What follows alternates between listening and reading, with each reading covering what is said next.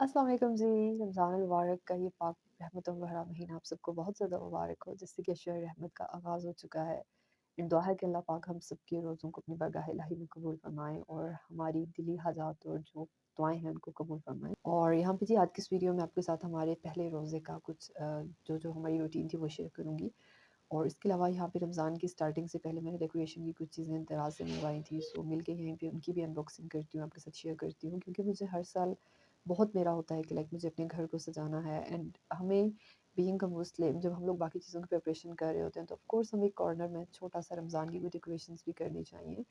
क्योंकि मैं अगला दिन एक अहादीस भी पढ़ रही थी जिसमें था कि 11 महीने पूरे जन्नत को सजाया जाता है एंड जब ये रमज़ान का रहमतों भरा महीना आता है तो वो सारी जो जन्नत को सजाई जाती है, जो जन्नत के दरवाज़े होते हैं वो ओपन कर दिए जाते हैं। सो अल्हम्दुलिल्लाह वी आर मुस्लिम्स, तो हमें भी इस महीने में ज़्यादा से ज़्यादा नेकियां करनी चाहिए और अपने अंदर चेंजिंग्स लेके आनी चाहिए। तो चलें जी, अब बातों-बातों में यहाँ पे हमारे फर्स्ट जो अफ्तार था उसकी भी रूटीन आपके साथ शेयर करती हूँ।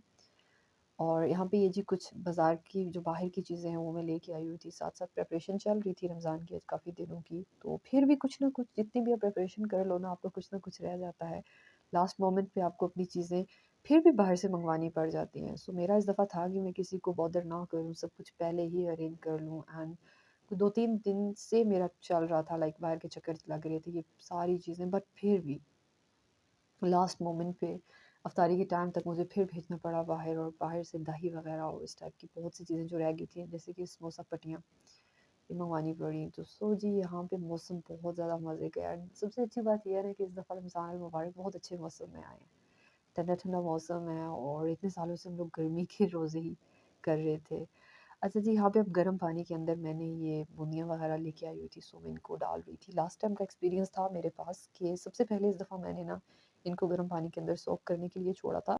लास्ट टाइम मेरा रोज़ा भी इफ्तार हो जाता था, बट फिर भी जो ये बूंदियाँ थी ये सोक ही नहीं हो रही होती थी और ये इसी तरह से हार्ड रहती थी। सो इस दफ़ा मुझे ट्रिक याद थी कि पहले इनको गर्म पानी के अंदर सोक करना है। और साथ जी यहाँ पे अब मैं फ्रूट चाट बनाऊँगी, ठीक है?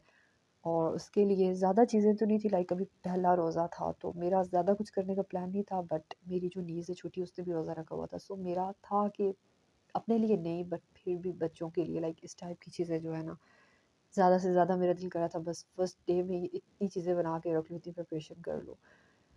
तो ख़ैर फिर भी टाइम लिमिटेड था, आइडिया नहीं हो रहा था, मैनेजमेंट नहीं हो रही थी टाइम की, बट फिर भी जितना कर सके इतना फर्स्ट रोज़े का एहतमाम किया मैंने। फिर इंशाल्लाह आगे जैसे-जैसे रमज़ान कंटिन्यू होगा फिर चीज़ें ऐड अप होती जाएँगी और आपको हमें समझ आती जाएगी क्या कुछ ऐड करना है। सो जी यहाँ पे फ्रूट्स कट हो गए थे, बनाना, एप्पल, स्ट्रॉबेरीज़, और साथ ही अब मैं यहाँ पे इनके अंदर मिल्क क्रीम ऐड कर रही हूँ। अच्छा जी, यहाँ पे साथ-साथ मैं ऐड कर रही हूँ, और मिल्क क्रीम ये है कि ऐड करने से ना थोड़ा मतलब अच्छा-सा टेस्ट हो जाता है इसका। वैसे तो फ्रूट्स खाए नहीं जा रहे होते, सो मिल्क क्रीम के साथ ये बच्चे भी ईज़िली खा लेते हैं।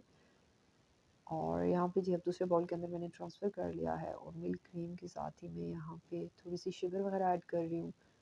एंड टाइम इस तरह से था कि मेरा मैनेज नहीं हो रही थी फर्स्ट रोज़ा में ना, तो मैं भी यहाँ पे काफ़ी कुछ और फ्रूट्स भी मैं कट करने का सोच रही थी, लाइक डेट्स वगैरह, और उनको ऐड कर दूँ बीच में, बट ज़रा सी भी मैनेजमेंट नहीं हो रही थी, टाइम नहीं बच रहा था। और साथ ही जी अब यहाँ पे दही भल्लों का जी रेडी हो रहा है, और इसके लिए सबसे पहले दही के अंदर मैंने थोड़ा-सा मिल्क ऐड कर लिया था सो दैट वो थोड़ा-सा जो है ना उसको पतला कर लूँ, बहुत गाढ़ा मिक्सचर नहीं खाने होता। और यहाँ पे red chillies and salt add करके मैं यहाँ पे चाट मसाला ऐड कर रही हूँ। और यहाँ पे मेरे साथ बड़ा मिसहैप हुआ क्योंकि ये जो बना रही थी ना मैं दही भल्ले, तो भल्ले बनाते हुए एक दफ़ा तो इतनी जल्दी में काम करते हुए पूरे जल गए, मेरा ध्यान ही वीडियो की तरफ हो गया था। बट ये है कि फिर लास्ट मोमेंट पे फिर मैंने दोबारा ये बनाए, और यहाँ पे जी ये भी रेडी हो चुकी है दही भल्ले। ये 2-3 चीज़ें मैंने अपने कर लिया था। मीठी चटनी अब कितने दिनों का मैं सोच रही थी, लाइक पहले रमज़ान से कुछ 10 दिन पहले मेरा प्लान था कि मैंने पहले बना के फ्रीज़ करके मतलब रख देनी है फ्रिज में। बट लास्ट मोमेंट पे ना ये आज दिन को ही मैंने ये भी बनाई है, और इसके बगैर तो फिर मज़ा नहीं आता। और साथ यहाँ पे ये वाली जो ग्रीन चटनी है ये मैंने फ्रीज़ करके रख दी थी, सो यहाँ पे मैं इसको भी ऐड कर रही हूँ। अच्छा, दही भल्ले मेरे बहुत ज़्यादा फ़ेवरेट है, अगर ये ऐड ना हो इफ्तारी के टाइम पे या दस्तरख़्वान पर ऐड ना हो तो फिर मुझे मुझे लगता है कि कोई ना कोई कमी रह गई है। सो मैं इनको मस्ट ऐड करती हूँ, और हर बंदे की अपनी चॉइस होती है। तो यहाँ पे बस ये पापड़ी वग़ैरह भी ऐड करके, तो मेरा यही था कि बस जल्दी-जल्दी में कुछ डिशेज़ तो रेडी हों एटलीस्ट, अंदर कुछ तो पहुँचा होगा ना टेबल के ऊपर, क्योंकि यहाँ पे करते हुए टाइम फिर वही वाली बात है कि मैनेज नहीं हो रहा था, कोई 10-15 मिनट रह गए थे पहले। और अभी बहुत सी चीज़ें जो कि मैंने सोची हुई थी, लाइक समोसों का मैंने किया हुआ था, फिर रोल्स का मैंने किया हुआ था, ठीक है। वेजिटेबल रोल्स बनाने का मेरा था, वहाँ पे साथ-साथ चीज़ें वो भी हो रही हैं एंड ये तो बड़ी मुश्किल से रेडी करके अब मैं यहाँ पे जी रोल्स बनाने लगी हूँ। और ये पट्टियाँ पता नहीं हर दफ़ा मेरे साथ ऐसा कैसे होता है, जो लोग मुझे पिंडी से देख रहे हैं अगर, या आप लोग कोई अच्छी सजेशन दे सकते हो कि किस तरह से आप लोग समोसा मतलब ये रोल वगैरह बनाते हो? पट्टियाँ खोलते किस तरह से? लाइक खोलते हुए मेरी हर दफ़ा टूट जाती हैं एंड पिछले रमज़ान में भी मेरे साथ यही हुआ था और यहाँ पे भी तकरीबन इतनी ज़्यादा ये ज़ाया होती हैं। तो फिर लास्ट टाइम तो मैंने इनकी पापड़ीज़ वगैरह बना ली थी, बट कोई ट्रिक होना चाहिए ना, इस तरह से ये वेस्ट क्यों करते हैं हम लोग? या ये खुलती क्यों नहीं है? लाइक आपस में जुड़ी होती हैं तो इनको सेपरेट करते हुए ना मसला बन रहा होता है।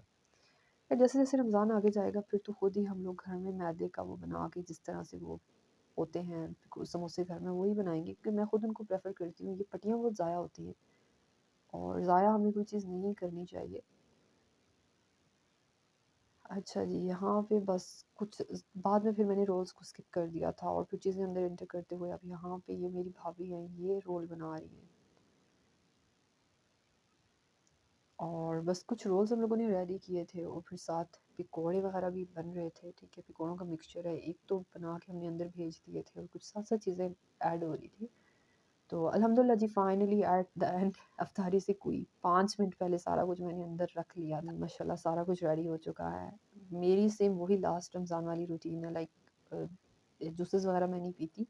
मैं जस्ट अपना मिल्क लेके और उसके अंदर चिया सीड्स वगैरह डाल के तो जस्ट मैं वही पी लेती हूँ। और फिर ये मीठी चटनी और ये समोसे पकौड़े साथ-साथ चीज़ें बड़ी मुश्किल से एडजस्ट की थी, बट अल्हम्दुलिल्लाह फर्स्ट रोज़ा हमारा बहुत ज़्यादा अच्छा गया। आप सब बताएँ आपका पहला रोज़ा किस तरह से गया है? एंड यहाँ पे जी अब मैं डेकोरेशंस का भी मुझे आ रहा था कि लाइट्स वगैरह मैंने ऑन कर दी थी, तो बहुत अच्छा रहा पहला रोज़ा। पहला रोज़ा तो बहुत ज़्यादा अच्छा गुज़र गया एंड आई प्रे कि अल्लाह पाक हम सबके लिए बेहतरीन आसानियाँ करे, हमारा पूरा रमज़ान बहुत अच्छा गुज़रे और इबादतों भरा रहमतों भरे इस महीने में ज़्यादा से ज़्यादा नेकियां करने की और इबादत की तरफ तवज्जो करने की हमें ज़रूरत है। जज़ाकल्लाह for watching till the and.